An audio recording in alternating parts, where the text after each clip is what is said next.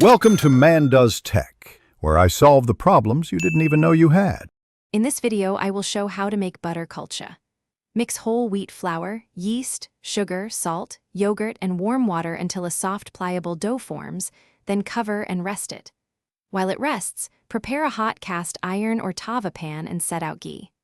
I'll walk you through rolling, cooking, and finishing each kulcha so they turn out soft, golden, and buttery for every meal. Start by proofing the yeast in lukewarm water with a pinch of sugar until bubbly. That ensures good rise. Use plain yogurt to add tenderness and knead the dough until it springs back slightly when pressed.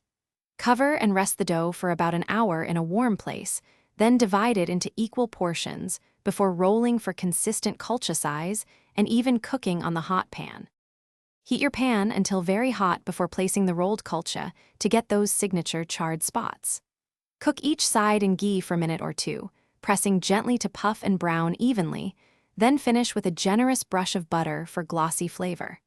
Serve warm with chutney, curry, or a simple yogurt dip to highlight the buttery layers and tender crumb that make butter kulcha irresistible.